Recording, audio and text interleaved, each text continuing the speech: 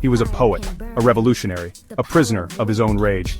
Tupac Shakur, born Lasan Parish Crooks, rose from the concrete jungle of Harlem. He carried the weight of his people's struggle on his shoulders. His mother, a Black Panther, instilled in him a fire for justice, a hunger for equality.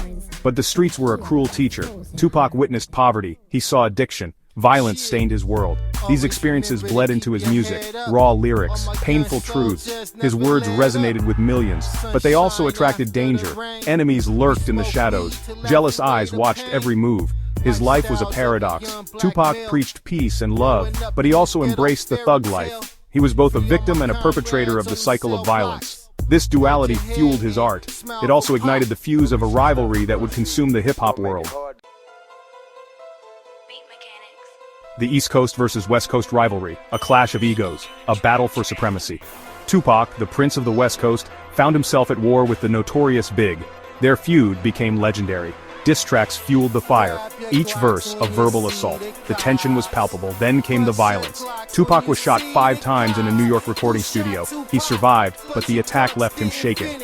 Paranoid, he saw enemies everywhere. The streets whispered of conspiracies. Betrayal hung in the air like a thick fog. Fueled by paranoia, Tupac's lyrics grew darker. His music became a weapon. He lashed out at his rivals. He challenged them. He dared them to cross him.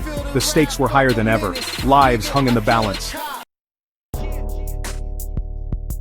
The desert shimmered under the neon glow of Las Vegas. It was September 7, 1996. Tupac was riding high. He had just witnessed a Mike Tyson fight. The energy was electric, but danger lurked around every corner. A white Cadillac pulled up alongside Tupac's car. Gunshots erupted. The night exploded in a flash of light and sound. Bullets ripped through Tupac's body. He slumped in his seat, his lifeblood staining the leather. 6 days later, Tupac Shakur was pronounced dead. He was only 25 years old. The world mourned the loss of an icon, but Tupac's death was shrouded in mystery. Who orchestrated the hit? Was it a rival rapper? Was it a case of mistaken identity? The questions lingered, unanswered. The truth seemed lost in the desert night. Even in death, Tupac's presence loomed large. He became a martyr, a legend. His music took on a haunting quality. Theories swirled around his death.